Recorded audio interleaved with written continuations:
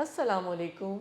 मैं हूं डॉक्टर नौशाबा हसन मुराद अपनी हेल्थ सीरीज़ की एक नई एपिसोड के साथ। आज हमारे पास जो मौजू है वो ENT यानी नाक, कान और गला है।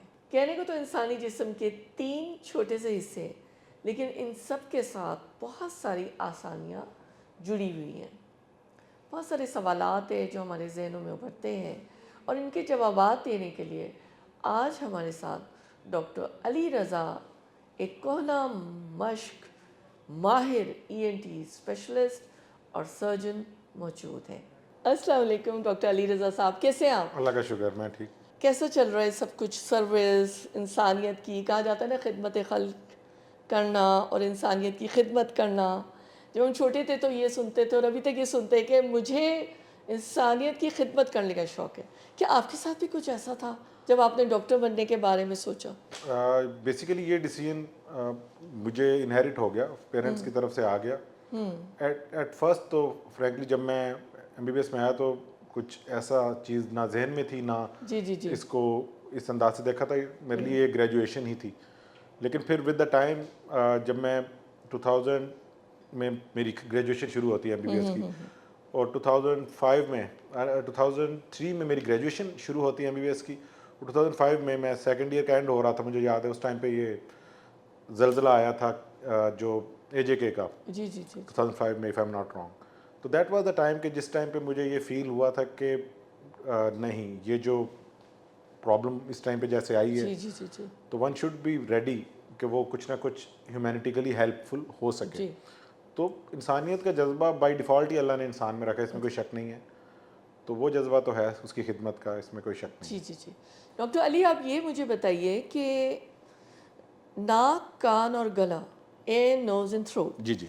जनरल पब्लिक की अवेयरनेस के लिए मैं ये पूछना चाहती हूँ कि ये कैसे आपस में कनेक्टेड है कनेक्टेड है। इनसाइड द जो बॉडी? ओरोफेरिंग्स है बॉडी जी ऐसे जी कनेक्टेड है मैडम कि अगर अब नाक और गले का तो सबको पता ही है कि नाक से सांस लिया जाता है, वही गले में जाता है। बाद का जो हमारी वॉमिट टेस्ट है, जो उल्टी है, वो हलक के रास्ते भी आती है, नाक के रास्ते भी आ जाती है। तो लोग जानते हैं कि नाक और हलक तो पीछे से कनेक्टेड है। तो ईयर के बारे में कुछ लोगों को अंदाज़ा नहीं होता कि क्या इस रीजन से कनेक्टेड है या नहीं। तो इसके लिए मैं आपको बता देता हूँ कि यूजली जब हम एयर ट्रैवल करते हैं या जब हवाई जहाज़ का सफ़र करते हैं, और उसके अलावा अगर हम हिली एरिया का ट्रैवल कर रहे हैं, तो हमारे कान खुलते और बंद होते हैं। जी तो टेक्निकली वो ईयर से, वो हलक से जी। कनेक्टेड होते हैं, वही जगह जहाँ पे नाक और हलक मिल रहे हैं। तो वाया ट्यूब, उसे हम यूस्ट्रेचियन ट्यूब कहते हैं। Eustachian tube, यूस्ट्रेचियन right. ट्यूब। तो जो मिडल ईयर है हमारा, वो कनेक्टेड है विद द नेजोफेरिंक्स, मतलब हलक के साथ, विद दैट ट्यूब। इसीलिए हम पेशेंट को बताते हैं कि जब वो इन जगहों पे ट्रैवल कर रहे हैं, एयर ट्रैवल कर रहे हैं, या जो है हिली एरिया में ट्रैवल कर रहे हैं, तो वो अपने कान को इक्विलिब्रेट करें, मतलब सांस खींचें, नाक और मुंह में हवा को पुश करें। तो वो हवा जो कान की तरफ जाती है हलक से, या उसकी तरफ वापस आती है इस मैनूवर के दौरान, तो ये आम आदमी को भी इस चीज़ का बता देती है कि कान, नाक और गला तीनों जुड़े हुए हैं। और इसी चीज़ में मैं आपकी आई भी ऐड कर देता हूँ, आंखें भी, क्योंकि जो हमारे आंसू हैं वो भी नोज़ में जो है ड्रेन होते हैं, लैक्रिमल डक्ट। लैक्रिमल डक्ट के जरिए। अगर हम आंख में कतरे डालें तो उसका टेस्ट हमें हलक में भी आता है। जी हाँ जी तो हाँ। That's why. और तीसरी इसमें एक और जो जनरल पॉपुलेशन के लिए बात है कि अगर किसी के कान का पर्दा फटा हो और वो कान में ड्रॉप्स डाले, तो वो ड्रॉप्स भी उसके हलक में आ जाते हैं। इसीलिए कहा जाता है कि रोज़ों में कान में कतरे भी ना डालें। लेकिन उसके पीछे टेक्निकल रीज़न ये है कि अगर आपके कान का पर्दा फटा हुआ है, अदरवाइज जो है वो, आप अगर कान का पर्दा इंटैक्ट है तो फिर आप कान में कतरे डाल सकते हैं। साइंस एंड टेक्नोलॉजी की जो दरियाफ्त हुई है, स्नोरिंग सुनो। का इलाज, इसके लिए इंस्ट्रूमेंट्स हैं, इसमें थोड़ा सा मुख्तसरन बताइएगा कि इलाज क्या है। ऑफ कोर्स वज़न तो उससे कम करना ही है ना, मोटे अंकल ने, ऐसे ही है, ठीक है ऐसे ना, ही है। But what about snoring? Snoring जो है दैट इज़ एक्चुअली जब ये खराटे एक खास उससे बढ़ जाते हैं तो that is obstructive sleep apnoea. Obstructive sleep ji ji apnoea ji, means कि जब आप सांस ले रहे हैं, ऑफ कोर्स। ठीक है ना, तो आपकी ब्लॉकेज है उस रास्ते जी में वाइल यू आर स्लीपिंग, जब आप सोए हुए हैं। तो जब आप सोते हैं तो आपके जो नाक है और हलक का जो एयरवे है दैट गेट्स कॉम्प्रोमाइज।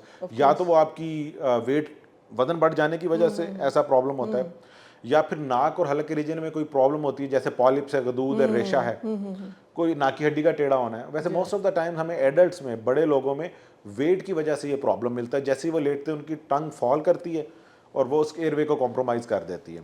बच्चों में स्नोरिंग की जो कॉजेज हैं दैट इज़ ایڈینوइड्स کہ नाक और हलक के दरमियान में गदूद आ जाते हैं. जी जी जी जी तो वो जो एडिनॉइड्स हैं वो ब्लॉकेज कर देते हैं. तो उसकी बच्चों में हमारी मैनेजमेंट टोटली डिफरेंट है, और एडल्ट्स में जो मैं रिकमेंड करता हूँ वो मैं ये कहता हूँ कि आप अपना वेट रिड्यूस करें.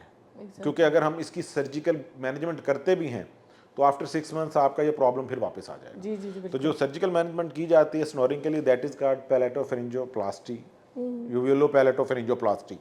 मतलब उसमें यूवियोला जो है हलक के अंदर जो कव्वा सा लटक रहा है उसको भी, और पैलेट के भी कुछ हिस्से को, और फिर बाद का टॉन्सिलेक्टमी भी साथ कर दी जाती है. इसको वाइड कर देते हैं. यूवियोलो पैलेटोफेरिंजियोप्लास्टी जो है, इसको बेसिकली यूवियोला, पैलेट और फेरिंक्स का कुछ पार्ट हम जो सॉफ्ट पैलेट का है उसको, और साथ टॉन्सिल को समटाइम और पिलर्स को हम रिमूव करते हैं.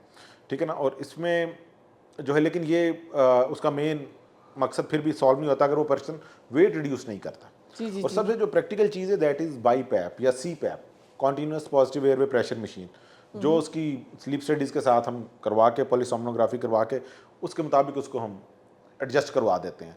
सी पैप जब आप यूज़ करते जी, हैं जी, जी. तो बेसिकली आपकी स्लीप बेहतर हो जाती है. जी वो आपका जो एक जेट ऑफ एयर आता है वो आपका हलक के रास्ते को खोल देता है और आप सो भी सकते हैं अच्छा. जी लेकिन again main stay of treatment आपकी वेट रिडक्शन ही है इसमें भी एग्जैक्टली. ऐसे. तो व्हाट डू यू थिंक, आप जनरल पब्लिक के लिए बताएं एलपीआर क्या चीज़ होती है, एंड हाउ, मतलब it causes so many problems, लेरिंजियोफेरेंजियल reflux. Diagnose ना होने की सबसे बड़ी वजह यह है कि पेशेंट और डॉक्टर के दरमियान जो कम्युनिकेशन गैप है. एग्जैक्टली. जो पेशेंट, डॉक्टर के पास वक्त नहीं है और पेशेंट जो है उस बेचारे के पास पहुंच ही नहीं है राइट बंदे के पास.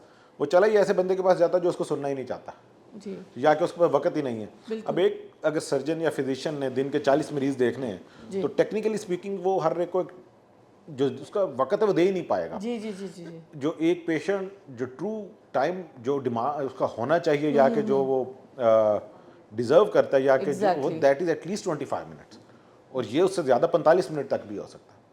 और डॉक्टर के पास 10 से ज़्यादा की हिम्मत नहीं है अपने प्राइवेट क्लिनिक में देखने की, या कि इवन के अगर वो गवर्नमेंट सेक्टर में भी है तो अगर एक कंसल्टेंट है तो वो with the help of his juniors वो 10-12 से ज़्यादा पेशेंट्स नहीं देख सकता. और अगर वो प्राइवेट क्लिनिक तो वो भी इतनी देख सकता है. लेकिन जब हमारा पर डे काउंट जाता है 10 से ऊपर का, तो क्योंकि वो मनी जनरेशन हो रही होती है हम उसको रोकते नहीं है. That's the issue. लेकिन कई एक अच्छे physician and surgeon I know them, वो अपनी एक उन्होंने लिमिट रखी है कि यार मैंने आज 10 ही देखने या 15 ही देखने, वो उसके बाद अगले दिन का या जो भी डिज़ायर टाइम में दे देते. तो एक्चुअली जो डायग्नोसिस नहीं बनता, तशखीस नहीं बनती है, वो कम्युनिकेशन गैप है. पेशेंट से चीज़ें निकलवानी पड़ती हैं. पेशेंट जो एक पेरिफेरी से आया है, जो एक ऐसे रिमोट एरिया से आया है, वो आपको और उसका सोशल गैप भी इतना है समटाइम्स कि वो आपके साथ वैसे ही शुरू में रिलक्टेंट होता है कि मैं डॉक्टर को कैसे बताऊं, ये क्या बताऊं, डांटना पड़ जाए. हालांकि ये चीज़ तो होनी नहीं चाहिए ना. ठीक है ना. तो ये जो गैप है उसका वो कई एक ज़रूरी इन्फॉर्मेशन पीछे रख देता है. ठीक है ना. फिर डॉक्टर पहले जो हिस्ट्री हमें अभी भी याद है, जब हम अपने 3rd year 4th year final year में लेते थे, हमारे मेंटर्स हमें टीचर्स आज भी हमें उनका याद है, वो कहते होते थे उसे बोलने दो, लेट हिम स्पीक. और जब वो रुक जाए तो तब उसको अगेन इग्नीट करो और थोड़ा सा उसको लुकमा दो. और फिर जब वो पूरी चीज़ अपनी बता हटे तो फिर अब उससे लीडिंग क्वेश्चन करो. लीडिंग क्वेश्चन इज़ लाइक कि क्या मैदा में जलन होती है, क्या हलक में जलन होती है, क्या जब खाना खा के लेटते हो तो ये मसला आता है. तो आपने बात की थी लेरिंजोफ्रिंजियल LPR रिफ्लक्स की, लेरिंगोफ्रिंजियल रिफ्लक्स. मैं ज़्यादातर इसको जर्ड कहता हूँ, गैस्ट्रोएसोफेजिस, it's the same thing actually. It's हाँ, स्टार्ट्स फ्रॉम गर्ड. गर्ड एंड देन ये फिर गर्ड को भी आप बताएं. Gastro-oesophageal reflux disease. Gastro-oesophageal reflux यही है कि जो मैदे की तेजाबियत है, जो हलक में तेजाब आ जाता है. तो LPR बेसिकली उसका इफेक्ट है. बिल्कुल. ठीक है ना. कि हलक में जो तेजाब आया है उसने हलक में जो बेचैनी की है, जो उसके अंदर इन्फ्लेमेशन की, सोजिश की, एसिड जा रहा है. एग्जैक्टली वो जो एसिड जा रहा है. तो उसके लिए आपने पूछा कि इसमें क्या करना चाहिए. इसके लिए अगेन लाइफस्टाइल मॉडिफिकेशन. 80% जो हमारा पेशेंट आता है उसको लाइफस्टाइल मॉडिफिकेशन की ज़रूरत होती है, दवाई की ज़रूरत नहीं होती है. लेकिन प्रॉब्लम ये है कि जनरल पॉपुलेशन में ये एक चीज़ इनकलकेट कर गई और वो कॉल की जाती है, पूछे डॉक्टर साहब दवाई दे दें. अब दवाई इसलिए लोग मांग रहे हैं क्योंकि फार्मास्यूटिकल्स ने अपने आप को ब्रांड ही इतना प्यारा किया, बहुत प्यारा, या कि जो आप जैसे कहते हैं कैपिटलिस्ट सिस्टम, वो स्ट्रेंथन ही इतना मज़े का हुआ है इतना कि लोगों को ये समझते हैं कि जी मेरी अगर कोई सर में दर्द है तो उसके लिए भी मैंने गोली खानी है, अगर मुझे नींद नहीं आ रही तो मैं डॉक्टर को कॉल करूँगा तो उसके लिए भी गोली है. हालांकि ऐसा नहीं है. डॉक्टर का काम है तशखीस करना اور تشخیص کر کے 80% آف دا کیسز جو آپ کے پرابلمز ہیں وہ آپ کی لائف اسٹائل موڈیفکیشن میں ہوتے ہیں, آپ کے کھانے کے بدلاؤ میں ہوتے ہیں, آپ کے سونے کی روٹین میں ہوتے ہیں, آپ کے اسٹریس کے ایشوز ہوتے ہیں. 20% میں پھر اگین 80% ایسے آ جاتے ہیں جس میں آپ کو انٹرونشن چاہیے ہوتی ہے, وہ بھی لوگ نہیں چاہتے ہیں. تو بڑا ایک چھوٹا سا چنک ہوتا ہے جس میں ہمیں دوائی دینی پڑتی ہے. لوگ اس چیز کو مانتے نہیں ہیں, لیکن دوائی دینا تب ضروری ہوتا ہے جب ایکچولی پیشنٹ کو بیماری نہیں ہوتی ہے. دوائی دیکھیے تب بھی ہاں بڑی اچھی آپ نے صحیح بات کی کہ ہمارا جو بھی ہمارے جو میڈیکل سائنس کے جتنے بھی شعبہ جات ہیں, جو بھی اسپیشلٹیز ہیں, ان سب میں ہم یہ ضرور کافی عرصے سے میں دیکھ رہی ہوں 10-15 سال سے یہ ٹرم بہت یوز ہو رہا ہے, لائف اسٹائل ماڈیفیکیشن. اب آپ یہ دیکھیں کہ وہ جو آیا ہے نوجوان ہمارے پاس, خوبصورت گبرو نوجوان, وہ پٹاخہ کڑھائی تو ضرور کھائے گا, وہ پاپڑی چاٹ تو ضرور کھائے گا, لیکن وہ آپ سے دوا بھی مانگے گا. تو دا تھنگ از جب آپ آئلی اسپائسی فوڈ کھا رہے ہیں تو پھر یہ تو ہونا ہے, پھر آپ کا وزن بھی زیادہ ہے, تو آپ کی ہر چیز الٹ پلٹ اور ایسڈس بھی جا رہے ہیں. تو یہ اویئرنیس دینا بہت ضروری ہے, اور میں بہت خوش ہوئی ہوں آپ کی گفتگو سے کہ آپ you have that soft corner for the patient. بالکل ہے. مجھے تو ہمیشہ ڈاکٹر صاحب یہ لگتا ہے کہ جو ایک مریض بیچارہ پریشان آیا ہوتا ہے, ٹھیک ہے نا, وہ پہلے ہی پریشان ہوتا ہے, اوپر سے جو ڈاکٹر حضرت جو ہیں ان کے خوف سے وہ کپ کپا رہا ہوتا ہے, وہ ڈر کے مارے کہ بھائی ڈانٹ نہ پڑ جائے, یا وہ سوال کر لیا تو بس میری تو شامت آ گئی. تو that is thing, that is a blessing from Allah, because میں آئی اسٹرانگلی بلیو ان دس. اور ہمارے ملک میں تو منٹنگ مشین اور یہ کہ بس ٹھیک ہے 20 آ گئے 30 آ گئے مریض اور کھٹا کٹ. تو this is something which we should learn from the West. ویسے امریکہ میں آپ ظاہر آپ بھی ٹریول کرتے ہوں گے, امریکہ جائیں, یو کے جائیں, doctor the consultant, top most consultant, he will come out of his room, اور he will greet you, he will greet you, he will welcome he you. will say yes آپ کا یہ نام ہے پلیز. ایون پاکستان میں بھی کچھ consultants ایسے ہیں, کچھ لوگ کر رہے ہیں, تو دیکھیں نا وہ آپ کو جاتے ہوئے چھوڑتے بھی ہیں. جی. تو یہ چیزیں, یہ وہ اصول تھے جو ہمیں اللہ نے سکھائے تھے. ایسے ہی ہم تو دور ہو گئے, لیکن ان لوگوں نے بہت ساری ہماری چیزیں اپنائی ہوئی ہیں. ہمیں سیکھنے کی ضرورت ہے. تھوڑا سا اپنے غرور تو نہیں کہنا چاہیے, میں کہنا نہیں چاہتی, لیکن تھوڑا سا اپنے ایٹیٹیوڈ سے نکلیں اور کسی کو اگلے کو بھی سمجھیں, بیچارہ اتنا پریشان آیا ہے, بیمار ہے, تو اس کو تھوڑا سا time they. Let's go forward. آپ یہ مجھے بتائیں کہ یہ بتائیے گا کہ پاکستان میں ڈیویٹڈ نیزل سیپٹم کا کیا انسیڈنس ہے؟ جو ہمارے پاس نیزل obstruction, ناک بند ہونے کی کمپلینٹ کے ساتھ آتے ہیں, ان میں سے تقریباً 50% ایسے لوگ ہوتے ہیں جن کی ناک کی ہڈی ٹیڑھی ہوتی ہے. بالکل ٹھیک ہے نا, لیکن باقیوں کے ساتھ کیا ہوتا ہے وہ ایک الگ سے ڈسکشن ہے. اور اگر جنرل پاپولیشن کی بات کی جائے تو اللہ نے جو ناک کی ہڈی بنائی ہے یہ کسی پیمانہ کو رکھ کے نہیں بنائی ہے, فٹے کو رکھ کے نہیں بنائی ہے. ہیومن باڈی میں کوئی بھی ہڈی سیدھی نہیں ہے.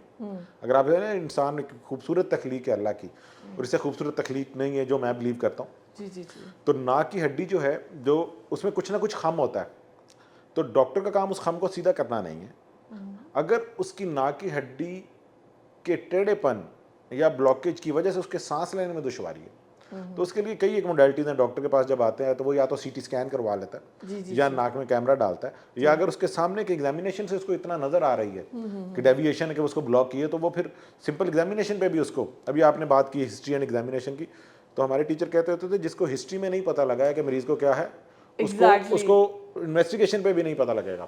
بہت لاکھ روپے کی بات ہے. ہسٹری میں ہم لوگ مائنڈ فوراً ہمارے 3 ڈیز آ جاتے ہیں, یا تو ڈائگنوسس ڈائریکٹ آ جاتی ہے, ڈیز آ جاتی ہے. 3 چیزیں پتہ لگ جانی چاہیے, اور پھر آپ کا ایگزامینیشن اور جو آپ کا انویسٹیگیشن ہے وہ اس کو سپورٹ کرنے کے لیے ہونا چاہیے. تو DNS کا انسیڈنس تو شاید مجھے اندازہ نہیں, انسیڈنس مراد کے پاپولیشن میں عام ہے, بہت زیادہ ہے, کامن ہے. جو جنرلی جو پاپولیشن ہے اس میں آدھے لوگ جن کو ناک کی بلاکیج ہے, ان میں سے آدھوں کو تو ضرور ناک کی ہڈی کا مسئلہ ہوتا ہے, یا ناک کی ہڈی کے ساتھ کوئی اور مسئلہ بھی, لائک غدود, لائک جو ہے کوئی میس پالپس, یا کہ ریشہ, یا کہ سائنسز میں انفیکشن, یہ ساری چیزیں اس کے ساتھ آ جاتی ہیں. جی. ڈاکٹر صاحب سائنسائٹس کی کوئی تفصیل آپ بتانا چاہیں گے؟ اور یہ بھی کافی پریویلنٹ ہے سوسائٹی میں, ایکیوٹ سائنسائٹس, کرونک سائنسائٹس, تو اس کا علاج کیا ہے, اور کیا یہ ٹھیک بھی ہوتا ہے یا نہیں؟ ہوتا یہ ہے کہ جو آپ کی سائنوسائٹس ہے جس کا آپ نے پوچھا ہے, اٹس اے اسپیکٹرم ایکچولی. مطلب کہ اسپیکٹرم سے مراد ہے کہ یہ گروپ آف ڈیزیز جو کہ جڑے ہوئے ہیں ایک دوسرے کے ساتھ, کہ یہ شروع ہوتا ہے الرجک رینائٹس سے, مطلب کہ ایک ایسی ناک کی انفلیمیشن یا سوزش سے کہ جو کہ آپ کو انوائرمنٹ کی چینج سے آ جاتی ہے یا کہ تھرمل چینج سے آ جاتی ہے, مطلب کہ گرم سرد ہونے سے آ جاتی ہے, یا ایموشنل چینج سے آ جاتی ہے, جینیٹک ریزن بھی. وہ ہو سکتی ہیں. جی جی. اس کے اوپر میری کوئی بہت زیادہ ریسرچ نہیں ہے. تو یہ پھر جب آپ اس کو مینیج نہیں کرتے ہیں یا کہ اس فیکٹر کو ختم نہیں کرتے ہیں اپنی باڈی سے جو اس کو اگنیٹ کر رہا ہے, تو یہ it converts into acute sinusitis, acute then subacute میں, دین کرونک میں, پھر کرونک کی کمپلیکیشنز میں. تو ایکیوٹ سائنوسائٹس ایسا ہے کہ جو صرف ناک تک محدود نہیں ہے, سائنسز میں بھی آ گئی ہے اب ڈیزیز. ناک کے ساتھ اللہ نے جڑے ہوئے سائنسز کے پیئر رکھے ہیں, میگزیلری, فرنٹل, ایتھموئڈل اینڈ سفینوئڈل, یہ 4 پیئرز ہیں, دونوں سائڈس پہ ہوتے ہیں. ایتھموئڈز ملٹیپل مزید چھوٹے چھوٹے سائنسز میں چینج ہوتا ہے. تو ناک کے ساتھ یہ کیوٹیز جڑی ہوتی ہیں, یہ ہوا والی کھوکھلی جو کیوٹیز ہیں ناک میں کھلتی ہیں. تو اگر کہیں نہ کہیں ان کی جو رستہ ہے جو ناک میں کھل رہا ہے اس میں کسی وجہ سے سوزش آ جائے تو یہ جو سائنسز ہیں یہ سوج جاتے ہیں. شروع میں یہ سوجتے ہیں جس کو ہم انفلیمیشن ایکیوٹ سائنوسائٹس کہتے ہیں. یہ ریزالو کر جاتی ہے 7 سے 10 دن میں, اور اگر یہ 3 ہفتے سے آگے چلی جائے تو دین ہم اس کو سب ایکیوٹ کہہ دیتے ہیں. لائک 21 دن تک بھی اگر یہ ٹھیک نہیں ہوتی ہے تو doctor most of the time پہلے سمپل سے اینٹی بایوٹک سے ٹھیک کرتا ہے, پھر تھوڑی سی ایکسٹینڈیڈ یوز کرتا ہے, سم ٹائم آئی ویز لگواتا ہے, تو یہ 3 ہفتے کے اندر ٹھیک ہو جاتی ہے, یا کہ کوئی کلچر کروا لیتا ہے. اور اگر یہ 3 ہفتے سے آگے چلی جاتی ہے تو ہمیں اندازہ ہو جاتا ہے کہ یہ سب ایکیوٹ میں آ گیا. تو یا تو پیشنٹ کی اپنی قوت مدافعت نہیں اچھی, یا کہ جو ویرولنس ہے وہ جو بیکٹیریا ہے یا کہ جو بھی کازیٹیو ایجنٹ ہے اس کی تیز ہے یا زیادہ ہے. پھر اس کی کئی ایک موڈیلٹیز ہیں, ان کو دیکھا جاتا ہے کہ اس کو ہم نے کہنے سے مینیج کرنا ہے. اور اگر یہ ڈیزیز 3 مہینے سے آگے نکل جاتی ہے جی جی جی, یا اگر ریکرنٹ ہو جاتی ہے, بار بار ہوتی ہے, تو دین وی جو ہے ہم اس کو کہنے لگ جاتے ہیں نومینیٹڈ ایز کرونک سائنوسائٹس. اب کرونک سائنوسائٹس یہ ہے کہ اس کو 4-6 ماہ یہ سائنس کا ایشو رہ رہا ہے. اب یہ ایک ایسا ٹائم ہے جس کے اندر ہم سرجیکل مینجمنٹ کر کے اس کے سائنسز کو دوبارہ جو ہے ریکینالائز یا کہ اس کی جو اوپننگز ہیں ان کو بحال کر سکتے ہیں, جس کے لیے ہم سرجری کرتے ہیں, that is called functional endoscopic sinus surgery. لیکن پیشنٹ ہمارے پاس اس اسٹیج پہ بھی پریزنٹ نہیں کرتا ہے. تو جو آپ کا سوال کا جواب ہے نا کہ یہ ٹھیک کیوں نہیں ہوتا ہے, تو وہ اس کی کمپلیکیشن میں جا کے ہمارے پاس آتا ہے. کمپلیکیشن میں جو پہلی چیز ہے دیٹ از پالیپس. اب پالیپ ایک ایسی چیز ہے کہ ناک کے اندر غدود بننا شروع ہو جاتے ہیں بار بار اس کی انفیکشن رہنے کی وجہ سے. تو باڈی کا اپنا رسپانس ہے, وہ اپنی پروٹیکشن کے لیے وہاں پہ غدود بنا دیتا ہے. تو وہ غدود پھر آنکھوں کی طرف بھی کھنچاؤ, اوپر بھی کھنچاؤ, ناک میں بھی کھنچاؤ, بعد کا ریشہ جم جاتا ہے. اب ان کو جب ہم ریموو کرتے ہیں تو ملٹیپل ٹائم یہ ہمیں بار بار ریموو کرنے پڑتے ہیں. تو دیٹس وائی لوگ کہتے ہیں کہ جی سائنس کا علاج نہیں ہے, کیونکہ وہ آتے ہی ایکچولی اس اسٹیج پہ ہمارے پاس ہیں جس ٹائم پہ واقعی پھر انہیں ہم گائیڈ کرتے ہیں کہ یہ اب آپ کے ساتھ رہے گا. سم ٹائم اس کے اوپر فنگس لگ جاتا ہے جسے ملی کہتے ہیں, ٹھیک ہے نا. سم ٹائمز یہ خدا نخواستہ اگریسو فارم میں آ جاتے ہیں, بلیڈنگ ٹیومر کی طرح آ جاتے ہیں. تو پھر ایک لمبا کام شروع ہو جاتا ہے اور اس کی پھر اپنی کمپلیکیشنز ہیں. اب جب یہ سائنونیزل پالیپوسس آ جاتا ہے تو ہم ایکچولی سائنوسائٹس کی لیبلنگ ہی ختم کر کے اس کو سائنونیزل پالیپس کہنے لگ جاتے ہیں. لیکن ایکچولی ٹیکنیکلی پالیپس بھی کرونک رائنوسائنوسائٹس ہی ہیں. ایک اور شکایت اکثر لوگ کرتے ہیں کہ ان کے کانوں میں گھن گرج ہو رہی, ایسے ہی ٹینیٹس وغیرہ جو ہم کہتے ہیں اس کو, تو یہ کیا ٹھیک ہو جاتا ہے اور اس کی وجوہات کیا ہوتی ہیں؟ ٹینیٹس اگین اگر آپ ای این ٹی کی اسپیشلٹی میں پوچھیں تو یہ سب سے بڑا ٹاپک ہے میری نظر میں, کیونکہ اس کی کچھ وجوہات ہیں. کان میں شور آنا جو کہ آپ کو آ رہا ہے اور کسی اور کو نہیں آ رہا ہے, دیٹ از کالڈ ٹینیٹس. مطلب ایک ایسا شور جو کہ جو پیشنٹ ہے وہ تو بتاتا ہے کہ میرے کان میں آ رہا ہے, دائیں طرف یا بائیں طرف یا دونوں کانوں میں. سم ٹائم وہ کہتا ہے کانوں کے درمیان میں ہے, دماغ میں ہے, ٹھیک ہے نا. پھر وہ اس شور کو ڈیفائن بھی کرتا ہے کہ یہ مشین کی آواز ہے, یہ پانی کی آواز ہے, یہ جو ہے مطلب ٹک ٹک کی آواز ہے, کوئی سائیں سائیں ہیں. وہ بتاتا ہے آپ کو بڑا کلیئرلی کہ مجھے اس طرح کی آواز آتی ہے, مجھے رات کو بولنے والے جانور کی آواز آتی ہے, خاموشی کی آواز آتی ہے. وہ بڑا کلیئرلی آپ کو بتاتا ہے کہ یہ مجھے یہ پرابلم ہے.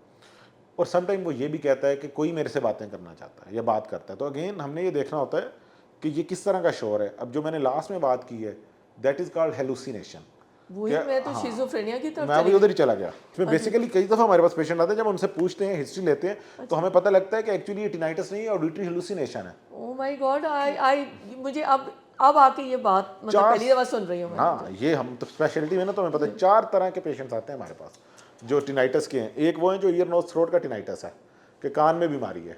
ایک وہ ہیں جن کی خون کی شریانوں میں خون کے بہاؤ میں مسائل ہیں, خون کی شریانوں میں خون کے بہاؤ کے مسائل ہیں کہ نہیں بہاؤ میں مسائل ہے, ٹربولینس ہے, جو ہماری شریانیں اوپر جا رہی ہیں جو کان کے رستے جا رہی ہیں ان کے اندر موومنٹ جو ہے وہ ٹربولینٹ ہے, بہاؤ ٹھیک نہیں ہے, تو یہ آئے گا کارڈیو واسکولر کی ڈومین میں, لیکن پیشنٹ پریزنٹ ہمارے پاس ہی کرتا ہے, انویسٹیگیٹ بھی ہم ہی کرتے ہیں.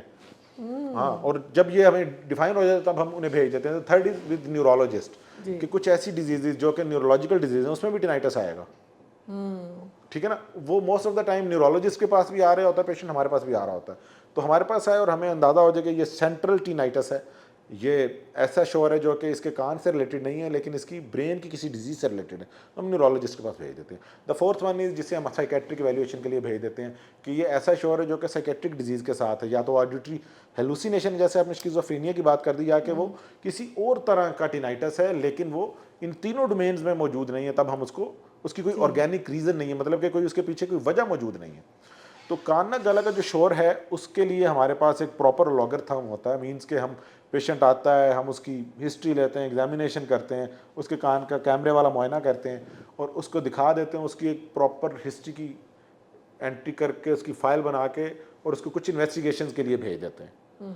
تو یوزلی جو ٹینائٹس کا پیشنٹ آتا ہے وہ ہم 3 ڈے کے اوپر ڈیفائن کرتے ہیں اسے, کہ آپ کا فرسٹ ڈے یہ ہے جو آپ ہمارے پاس آ گئے, سیکنڈ ڈے وہ ہے جو آپ انویسٹیگیشنز کروا کے لائے, اور اس کی بیس پہ یا تو ہم فیصلہ لے لیتے ہیں یا مزید انویسٹیگیشنز دا تھرڈ ڈے پہ چلے جاتے ہیں. تو ہم 3 دنوں میں ڈائگنوز کرتے ہیں. اب یہ پیشنٹ کی مرضی ہے وہ 3 دن ایک ہفتے کے اندر کمپلیٹ کرتا ہے یا 3 ماہ کے اندر کمپلیٹ کرتا ہے یا 3 سال کے اندر, کیونکہ سم ٹائم پیشنٹ آتا ہے فار فلنج ایریا سے, ہم اس کے ٹیسٹ لکھ کے دے دیتے ہیں, وہ 6 ماہ بعد آتا ہے.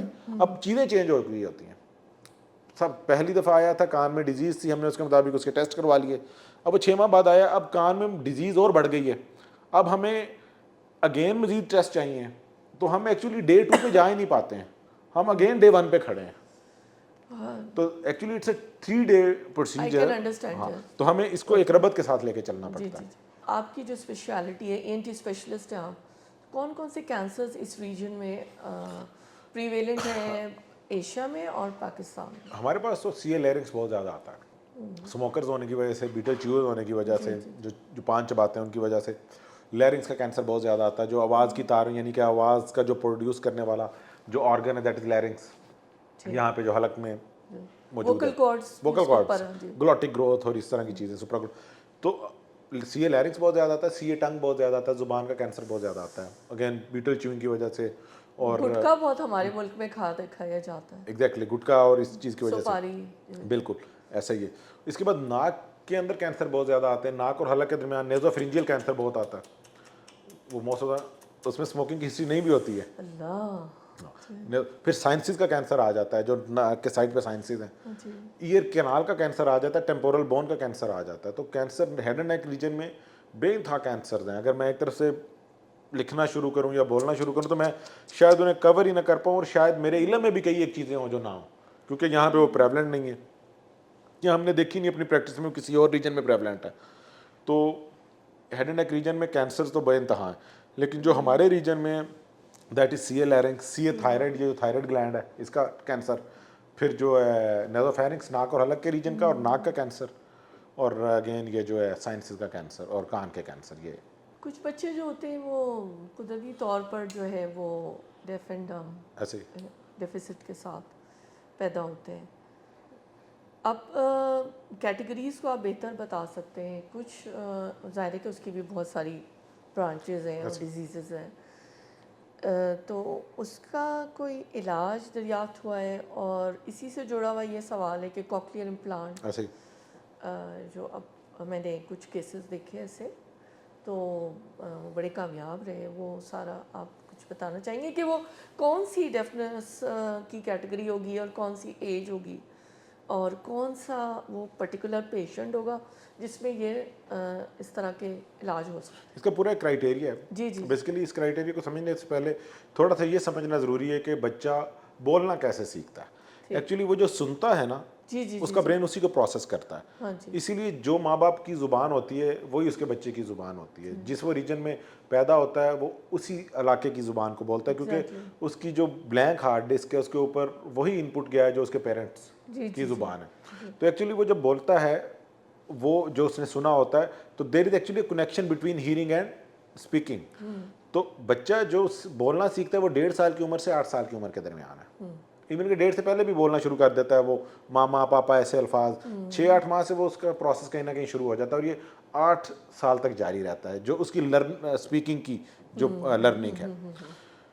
اس دوران بچے کی سماعت بالکل پرفیکٹ ہونی چاہیے کہ وہ واولز میں ڈفرینس, ان کی آواز کے جو لہجے ہیں ان کا جو فرق ہے اس کو سمجھ سکے. اچھا, اب ہوتا یہ ہے کہ جو آپ نے بات کی کوکلیئر امپلانٹ کی, تو کوکلیئر امپلانٹ ایکچولی ایسی ایک ڈیوائس ہے جو کہ آپریٹ کر کے کان کے اندر لگا دی جاتی ہے. یہ پرٹیکولر ان پیشنٹس کے لیے جو کہ پیدائشی ڈیف اینڈ ڈم ہے, مطلب کہ جو پیدائشی طور پہ سن نہیں رہے ہیں, ایکچولی ڈم نہیں ہے, ڈیف ہیں, لیکن وہ ڈیفنس کی وجہ سے ڈم ہو جائیں گے بیچارے, سن نہیں سکتے تو بول نہیں سکیں گے. تو کوکلیئر امپلانٹ کے لیے جو کرائٹیریا ہے جو ویسٹ میں, وہ تو ہے 1.5 سال کی عمر. پاکستان میں تقریباً 3 سال کی عمر تک ہم کرتے ہیں, ٹھیک ہے نا. تو 1.5 سال اور 9 ماہ کے بھی بچوں کے کوکلیئر امپلانٹ کیے گئے ہیں, اور جتنا ہم ارلی کر دیتے ہیں اس کا اتنا فائدہ. اچھا, اس سے پہلے اسکریننگ ضروری ہے, جو کہ اب ملٹیپل ہاسپٹلس میں, ایون کہ اب گورنمنٹ سیکٹر میں بھی آ گیا ہے کہ جتنے بچے پیدا ہوں گے ان کی ہیرنگ اسیسمنٹ ہوگی. تو ویسٹ میں یہ بہت پہلے سے ہو رہا تھا, پرائیویٹ سیٹ اپ میں بھی ہو رہا تھا, اب گورنمنٹ بھی انشاءاللہ اس پہ کام کر رہی ہے, کیونکہ انہوں نے کوکلیئر امپلانٹ کو ایز ادر امپلانٹس اس کو فری کر دیا. اچھا, ہاں جی, یہ ابھی جو ریسنٹلی جو سی ایم نے کیا ہے اس میں یہ ایک جو ہے ایک اچھی چیز ہے. اور جو کوکلیئر امپلانٹ کے لیے کرائٹیریا ہے, اگین میں بات جو کر رہا ہوں کہ بچہ جو پہلی جو اس کو پک کرتی ہے وہ اس کی ماں کرتی ہے. وہ یوزلی ہمیں یہ آگے بتاتی ہے 3 یا 4 ماہ کی عمر میں کہ یہ بچہ مجھے لگتا ہے کہ سنتا نہیں ہے. تو پھر ہم اس کے لیے ایک ٹیسٹ ہوتا ہے برین اسٹیم ایوالوڈ رسپانس آڈیومیٹری بیرا, وہ کروا لیتے ہیں. اگر ہمیں اس میں لگے کہ واقعی یہ نہیں سنتا ہے تو پھر اس کی مزید ایک لسٹ آف جو ہے لمبے ٹیسٹ ہیں جس میں ہم دیکھتے ہیں کہ اس کا اگر کان کا مسئلہ ہے تو کیا اس کا برین سن رہا ہے یا نہیں. موٹی موٹی میں بات کروں گا کہ یہ پرابلم صرف کان کی حد تک ہے یا کہ برین کی حد تک ہے.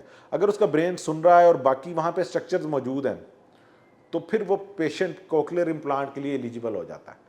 لیکن خدا نہ خواستہ اگر اس کا برین ہی نہیں سن رہا ہے تو اگر ہم کوکلیئر امپلانٹ لگا بھی دیتے تو اس کو کوئی فائدہ نہیں.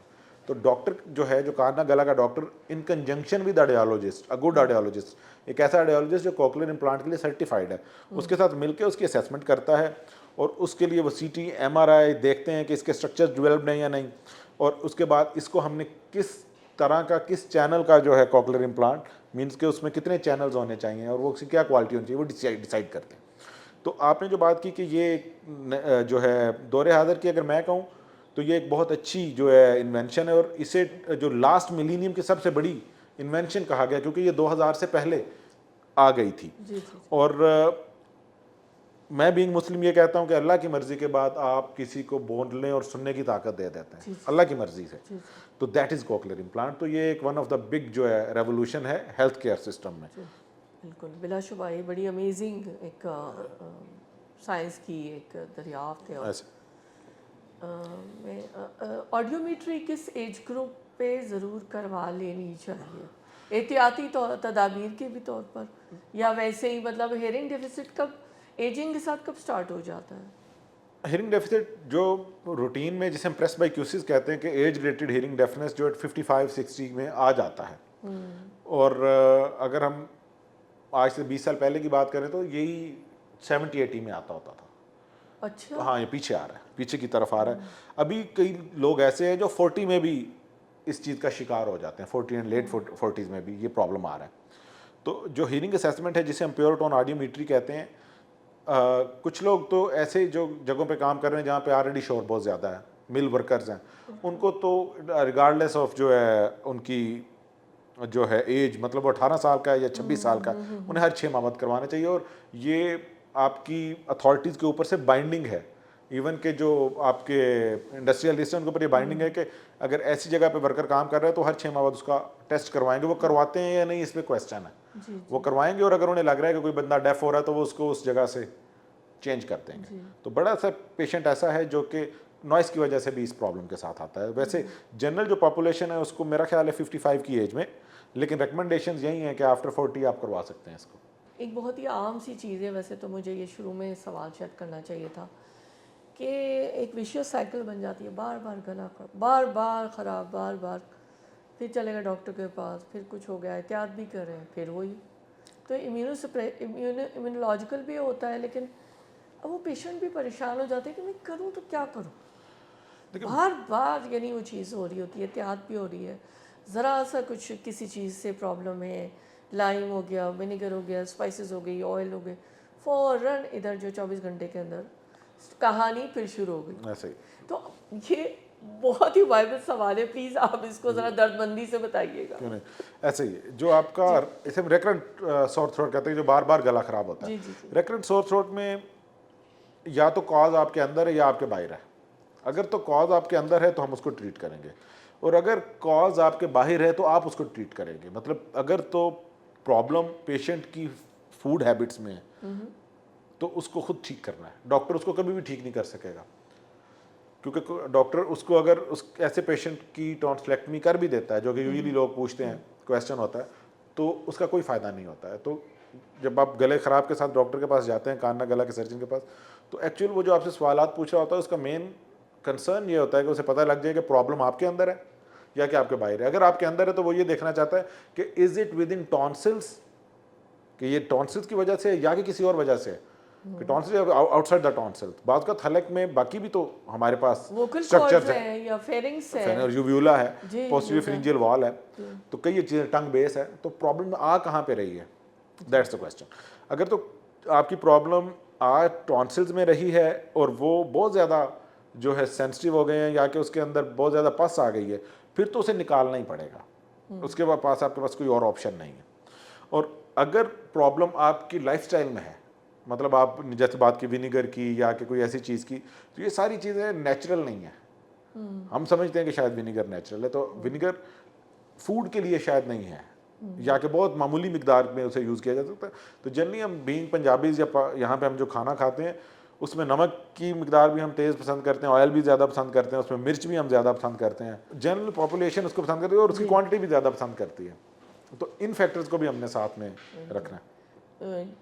کہا یہ جاتا ہے ٹونسلیکٹمی نہیں کرائیں تو بھی پریشان مریض, کرا لیں تو سنا اس کے کچھ ہیزرڈز ہوتے ہیں. آپ اس کو تھوڑا سا مختصراً روشنی ڈالیں گے, کیا کرنا چاہیے؟ دیکھیں اگر کرائٹیریاز تو ہوں گے, کرائٹیریاز ہیں بالکل. اگین وہی کمیونیکیشن گیپ ہے.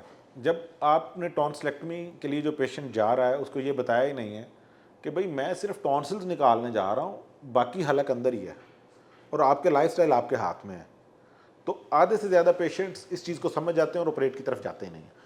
لیکن اگر ٹونسل کے اندر پس پڑ گئی یا کوئی ایسی کنڈیشن ہوگی, تب بھی آپ نے پیشنٹ کو یہ بتا دینا ہے کہ دیکھو میں ٹونسل تو تمہارے نکالنے جا رہا ہوں کیونکہ ان میں پس پڑ گئی ہے, لیکن آپ کی باقی فیکٹرز اگین آپ کے ہاتھ میں ہے. کہ آپ یہ سمجھیں کہ اب میرے ٹونسل نکل گئے ہیں تو میں مجھے 7 خون معاف ہیں, تو ایسا نہیں ہے. تو وہ آپ کی جو باقی مسائل ہے وہ وہیں پہ موجود ہے چیزیں. اگر ایک بندہ جس کی ٹونسلیکٹمی کر دی ہے اور وہ اگین اپنا لائف سٹائل کو سیدھا نہیں کر پا رہا, تو پھر ہم اس میں آپ کے لیے کنسلٹنٹ یا سرجن کچھ بھی نہیں کر پائے گا. وہ تو صرف آپ کو ایک مشورہ ہی دے سکتا ہے. جو میڈیکل اسٹوڈنٹس ای این ٹی اسپیشلٹی چوز کرنا چاہتے ہیں ان کو آپ کیا مشورہ دیں گے؟ It's great specialty, it's great specialty. ابھی بھی اگر میں دیکھوں اکراس جو ہے ملٹیپل اسپیشلٹیز, تو اگر میں اسکوپ کی بات کروں, ویسے تو اسکوپ انسان کا اپنا ہوتا ہے کہ جو اس کو کر رہا ہے اس اسپیشلٹی کو, لیکن اگر ابھی بھی میں دیکھوں تو اس میں اتنی سیچوریشن نہیں ہے جتنی بے انتہا مزید فیلڈز میں ہو چکی ہے. اچھا, ابھی نہیں, اتنی نہیں ہے. ضرورت بھی ہے, پولیوشن اتنی زیادہ ہے. ضرورت بھی ہے, تو اٹس اے گڈ فیلڈ. اگر کوئی اس کا ٹیسٹ ہے کہ he want to be surgeon and the physician at the same time, تو یہ ای این ٹی میں یہ آپ کو فرق ملتا ہے کہ آپ یہ دونوں چیزیں اکٹھی چلا سکتے ہیں. جو ایلڈرلی لوگ ہیں وہ جب ان کو ہیئرنگ ایڈس وہ خریدتے ہیں, ایک لی دوسری لی, اور گھر والے کہہ رہے ہوتے ہیں, بچے کہہ رہے ہوتے ہیں کہ آپ یوز کریں, وہ بہت تنگ پڑتے ہیں. وہ کہتے ہیں اتنا شور آ رہا ہے, اور وہ پھر یوز نہیں کرتے. تو یہ کیا وجہ ہوتی ہے, کیا ایکچولی کیوں وہ اس طرح سے نان کمپلائنٹ ہوتے ہیں؟ اچھا, اس میں اب یہ بیچارے مطلب سوری سن بھی نہیں پا رہے, اب وہ مریض بھی بیچارے جو ہیں وہ تنگ بھی پڑ رہے ہیں, پریشان بھی ہیں, اور لیکن یہ کہ وہ یوز بھی نہیں کر پا رہے. اگر ہم ملٹیپل ہاسپٹل جو پبلک سیکٹر ہاسپٹل ان کے باہر جائیں تو ہیئرنگ ایڈ والے لائن میں بیٹھے ہوئے ہیں. اچھا, تو ہیئرنگ ایڈ والے لائن میں بیٹھے ہوئے ہیں, ٹھیک ہے نا. تو ہوتا یہ ہے کہ وہ ان میں سے کئی ایک تو پراپر آڈیولوجسٹ بھی نہیں ہے جو کہ کان کے سماعت کا ٹیسٹ پراپر کر سکتے ہیں. ان میں سے جو ایک پراپر آڈیولوجسٹ ہے لیکن وہ کنیکٹڈ نہیں ہے کنسلٹنٹ کے ساتھ, کان گلا کے سرجن کے ساتھ. تو آپ کو کس ٹائپ کی ہیئرنگ ایڈ چاہیے, آپ کا ہیئرنگ لاس کیسا ہے, آپ کا اسپیچ ریسیپشن جو تھریش ہولڈ ہے وہ کیسا ہے, کیا آپ کا پرابلم ہیئرنگ ایڈ سے سالو ہونے والا بھی ہے یا کہ کسی اور چیز سے سالو ہوگا, ٹھیک ہے نا, یہ بڑے کویسچنز ہیں. اچھا اگین دا گیپ, ہمارے پاس پاکستان میں زیادہ ایشو ہی کمیونیکیشن گیپس کے ہیں, جی جی جیسے بھی آپ فیلڈ میں چلے جائیں. ای این ٹی سرجن کا آڈیولوجسٹ کے ساتھ لائزون نہیں ہے, پیشنٹ ٹو پیشنٹ ڈسکشن نہیں ہے. بہت کم سی ایسے سیٹ اپس ہیں جہاں پہ ایک کانا گلا کا سرجن اور ایک آڈیولوجسٹ مل کے کوئی ایک پلان بنا لیتے ہیں. تو ایک چھوٹی سی وہ رپورٹ بنا دیتا ہے ایک پیج پہ آڈیولوجسٹ کا سارا زور ہوتا ہے کہ میں اس کو ہیئرنگ ایڈ لگا دوں, وہ ایک پروڈکٹ اسے میں دے دوں, بیچ دوں, مجھے اس میں سے کچھ پیسہ مل جائے گا. کانا گلا کے ڈاکٹر کی موسٹ آف دا ٹائم یہ کوشش ہوتی ہے کہ میں کوئی پروسیجر کی طرف بھاگ جاؤں, ٹھیک ہے نا. تو یہ تو بیسیکلی پرابلم آتی ہے کہ یہاں پہ وہ جو پیشنٹ ہے جس کو آپ کہہ رہے ہیں کہ اب شور آ رہا ہے کان میں یا کہ اس کی ہیئرنگ ایڈ اس کو فائدہ نہیں دے رہی ہے, تو یہ بیچارہ یہاں پہ پھنس جاتا ہے.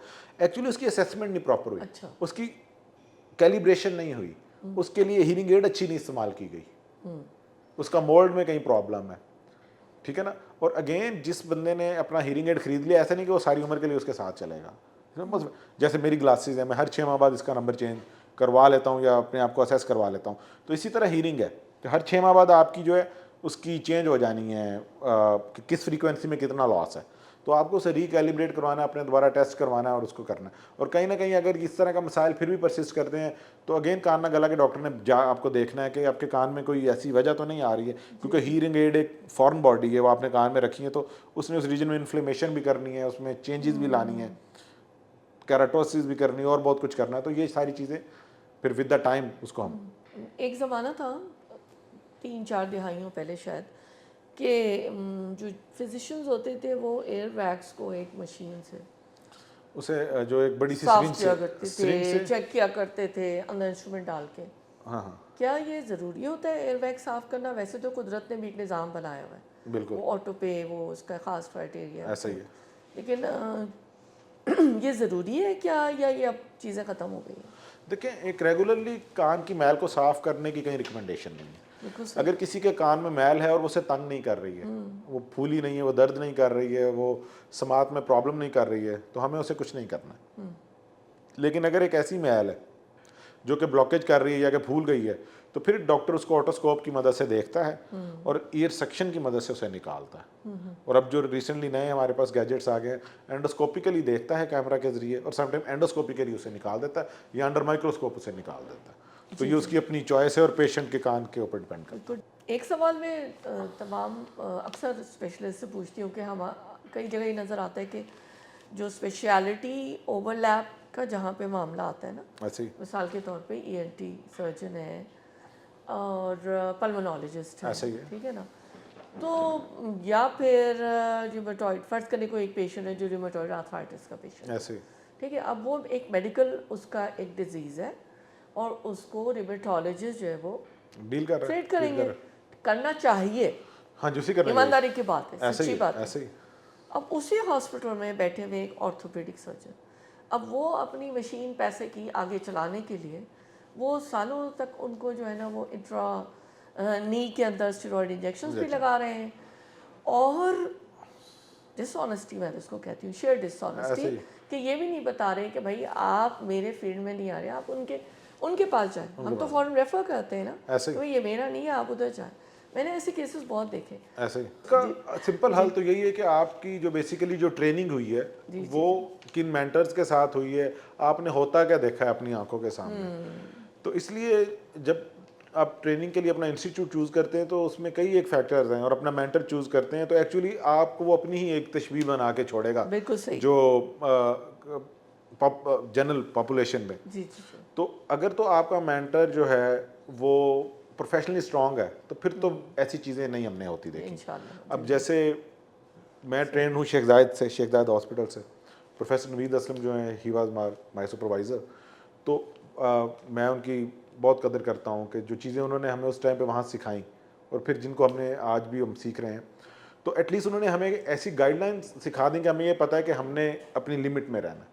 اور ویسے بھی ان سے پہلے ہمارے ٹیچر تھے, جنرل سرجن تھے پروفیسر شمیم خان, وہ کہتے تھے surgeon is a physician who can operate, کہ جو اسے فزیشین پہلے ہونا ہے. اور وہ ایک دوسرا لفظ کہتے تھے, ایک اور ڈیفائن کرتے تھے, سرجن از دا ون ہو نوز کہ وین ناٹ ٹو آپریٹ, کہ کہاں اس نے نہیں جانا ہے. جی جی جی. تو ہمارا اگین بات یہی ہے کہ میں نے اگر کراس اسپیشلٹی اپنی ایک رائے میں رکھ سکتا ہوں لیکن میں اسے امپلیمنٹ نہیں کروا سکتا ہوں. اور ہو سکتا ہے میں نے کسی ایک اور اسپیشلٹی میں کام کیا ہو بہت اچھا, لیکن مجھے رہنا اگین اپنی ہی اسپیشلٹی میں ہے کیونکہ میں اس اسپیشلٹی میں پریکٹس نہیں کر رہا ہوں, تو اٹس بیٹر کہ ہم اوپینین وہاں سے لیں. جی بالکل. تو جو پروفیشنلز ہیں وہ اس چیز کا بہت اچھا خیال رکھتے ہیں.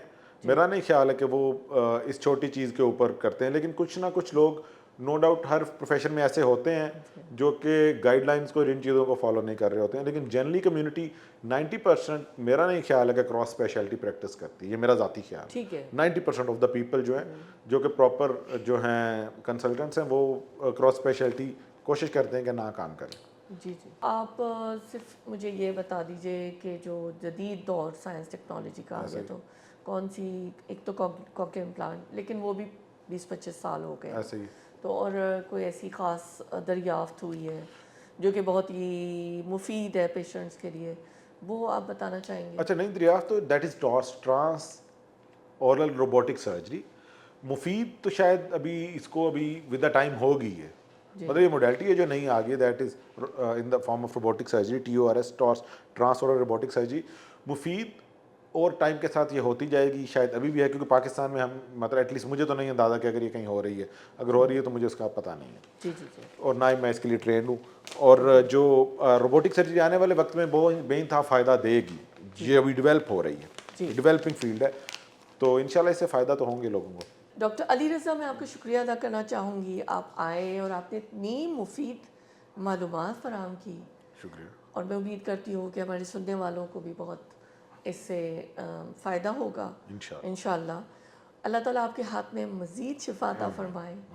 جتنا آپ ایک سافٹ کارنر رکھتے ہیں اپنے پیشنٹ کے لیے, پیشنٹ کو آپ ٹائم دیتے ہیں, اس کی بات توجہ سے سنتے ہیں, تو یہ سب جو آپ کی پریکٹس ہے اللہ تعالیٰ اس کو عبادت میں شامل کریں.